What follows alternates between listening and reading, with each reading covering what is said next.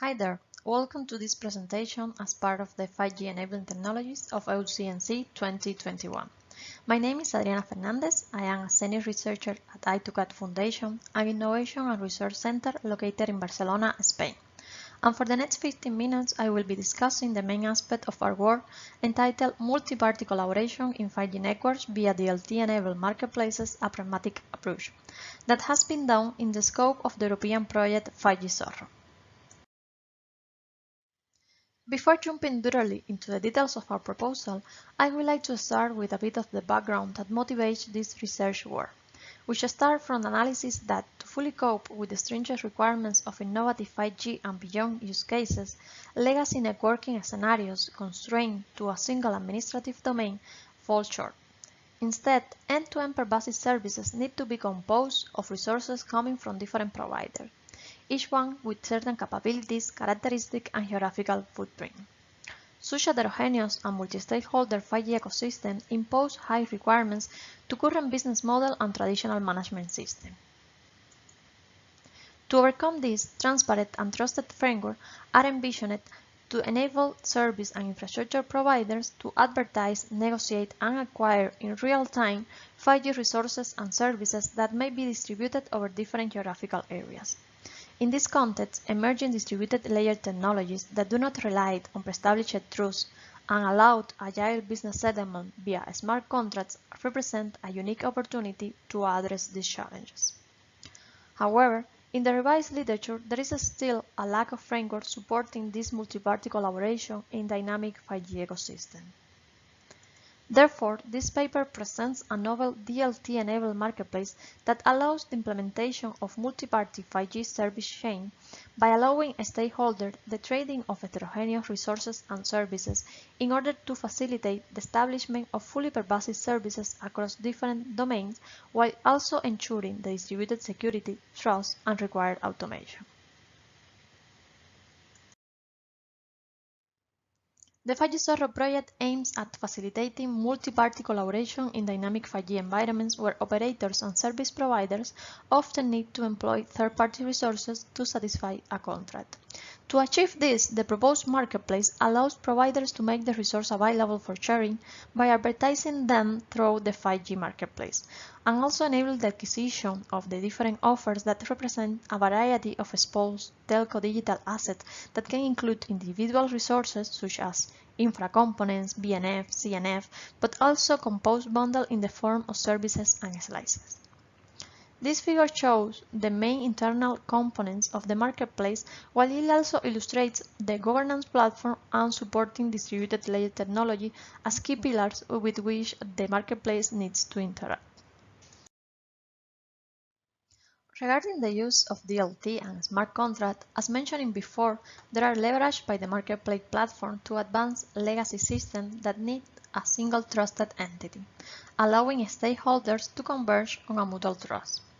This also enables the realization of a decentralized store of available offer and their subsequent trading. In the proposed framework, two essential DLT applications were identified. One to support the marketplace trading of resources and services, and the other to support the cross-domain identity and permissions management. As such, a governance DLT and the related library take care of the management of identity and the verification of credentials. In this case, smart contracts encapsulate the business rules that govern the layer state transitions for marketplace transactions. And secondly, a marketplace DLT is used to support the resource trading as well as the SLA management. In this regard, smart contracts facilitate the negotiation process between consumer and provider aligned with agreed business rules. The governance platform is ruled by the main stakeholder, naming the members of the Marketplace Governance Board, which have permission to take decisions, providing therefore core marketplace capabilities to the rest of stakeholders. This platform is able to identify services, resources, and stakeholders using distributed identifiers, DIDs, as global unique identifiers that do not need a centralized registration authority, since they are created and recorded using cryptographic proof. Furthermore, DIDs provide characteristics such as decentralized control, privacy, security, interoperability, and extensibility, making it able to address some of the shortcomings of current identity management systems. In overall, services provided by the governance platform include, in the first place, the management of the centralized identity and claims verification via DID agents. Second, the use of a managed repository of legal process templates, which are subject to governance approval and can be used to build concrete SLAs, business agreements, and license terms. And finally, the management of the marketplace governance to facilitate and coordinate the voting and reviewing of proposals subject to governance in a decentralized manner, underpinned by the governance DLT and ensuring, therefore, full transparency and auditability. The marketplace platform, in turn, provides all the tools required for the onboarding of assets and offer composition, the distributed sharing of new offers and the updates among marketplace participants, the on-demand order capture and agreement settlement for offer purchase, and finally, the continuous SLA management to ensure the fulfillment of agreed conditions. To provide such capabilities, the following two services are made available at the marketplace platform. First, a portfolio of telco digital assets and their corresponding product offers in order for stakeholders to register through browse and request. This decentralized and multi-category catalog defines how telco assets and products are modeled using standard operating interfaces and in particular following the TM Forum specification. And the next service is the lifecycle management of entities deployed to the underlying layer through smart contracts. These entities are offers, SLAs, and commercial agreements. Therefore, this module acts as an abstraction layer for managing these smart contracts on the DLT. Summing up, the most relevant functionality of this distributed marketplace are the following. First, resource provider onboard and store in the marketplace the technical description of available offer assets, including resource category, geographic location, main offer capabilities, among others. Second, based on onboarded assets, product offers can be quickly assembled. Price and SLA related information are associated to the offer in this step, following suitable and approved contract templates.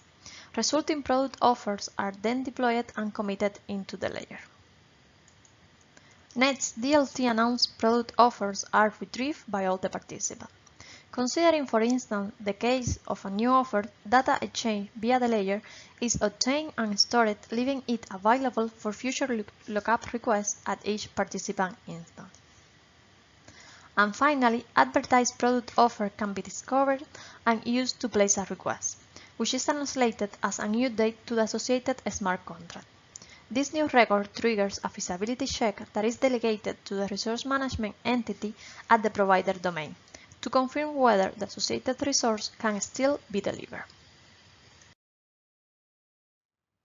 To demonstrate the suitability of the proposed DLT-enabled marketplace, let's now revise our initial implementation, which is a proof of concept focused on a trusted BNF marketplace that used the Corda blockchain technology. This technology was selected for the marketplace DLT based on three main considerations. First, it provides high transaction throughput. Second, it is ideally placed to ensure privacy. And third, it has a strong focus on legally enforceable smart contracts. The BNF market has been designed and implemented starting from the concept of Corda network, which is a peer-to-peer network where each node represents a legal identity and runs the Corda software as well as one or more Corda distributed applications. Such network in our implementation consists of four peers, namely the repository, the notary, the BNF developer, and the buyer. These last two are the trading parties.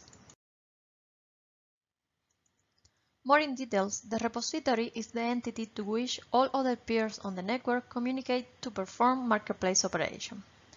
The notary is a network service that prevents double spending events by working as a stamp-stamping authority and can also validate transactions. The developer has the purpose of establishing an agreement with the repository to submit its BNF offers on the marketplace, so that later this offer can be viewed and purchased by the buyer. And last but not least, the marketplace uses a BNF catalog as package storage that allows the registration, due date, and the purchase of BNF packages that has been onboarded into it. Internally, a Corda node consists of three main components, namely Vault, Flows, and RPC endpoint. The Vault contains data relevant to the node's owner, storing a relational model that can be easily queried and worked with. It keeps track of both unconsumed and consuming states, that is, immutable objects representing a fact known by one or more Corda nodes at a specific point in time. Flows are programmable entities that allow the communication between the Corda nodes, and also the automation in the process of agreeing ledger updates. They encapsulate a programmable business process that regulates the behavior of the Corda nodes involved into certain operations. The RPC endpoint provides the communication with the Corda node through calls to remote functions, those allowing the launch of flows, the querying to the Vault, and so on. In this implementation, the notary, for instance, is deployed as a pure Corda node. Unlike the notary, in our implementation, the rest of peer has been complemented with other modules, as represented in this figure. User actions coming from the marketplace GUI are sent to the web server RESTful interface to enable the interaction with the Corda node. Incoming requests on the web server are then translated into RPC calls towards the node. During the management operation, these are the registration, the dates, and the removal of package offers, the web server constantly interacts with the BNF catalog to verify that the packages involved in each operation are actually onboarded. To test the performance of the implemented network, we use 4 virtual machines instantiated on OpenStack, each one of them hosting one of the 4 network peers.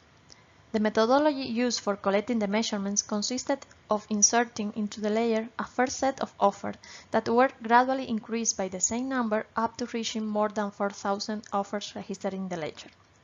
Asynchronous web clients were developed to perform concurrent requests against the web servers of both the developer and the buyer nodes. With this setup, several tests were executed considering 2 main metrics, namely the throughput and the offer searching time. Regarding the first of them, the throughput, the objective here is to evaluate the number of transactions per second that are managed by the ledger.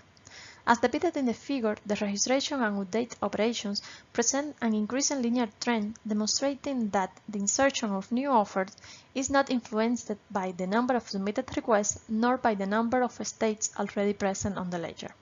The delete function has a slightly decreasing trend due to the natural increase in the time needed for seshing as the volume of the Vault increases, which also explains why the throughput of the update operation is lower than the one that was observed for the registration. Meanwhile, the trend of package offer purchase remains almost constant. In terms of offer searching time, this plot shows the time required for returning an offer, assuming an increasing number of registered offers. In this evaluation, we consider different values of query filter while doing the search, ranging from 0 to 5. For the case of no filter applied, it can be noted a linearly increasing trend, which is expected due to the natural growth of the Vault. Nonetheless, for all the other scenarios where filters are applied, the searching time shows a constant trend with a much more efficient performance, allowing therefore to keep the searching time in acceptable terms while having a limited impact on the different operations that are performed over the ledger. In conclusion, this work proposed as a decentralized marketplace to foster multi-party collaboration for on-demand service and resource provisioning in dynamic network ecosystem. The proposed marketplace enables the trustworthy trading of distributed and heterogeneous resources across different provided domains. This was achieved by integrating efficient and flexible mechanisms for cross-domain resource negotiation, meaning the DLT, the smart contracts, the unique identifiers, and the decentralized catalogs. To validate the suitability of the proposed mechanism, a proof of concept focused on the trading of BNF resources was implemented using the Corda blockchain technology. Evaluation results show a good performance in terms of throughput, response time, and scalability, validating therefore the feasibility of a DLT-enabled marketplace in the context of real-time network resource trading. This is all for my presentation. If you are interested in knowing a bit more about the work that we are doing as part of the 5G software project, please go and visit our website. Thank you very much.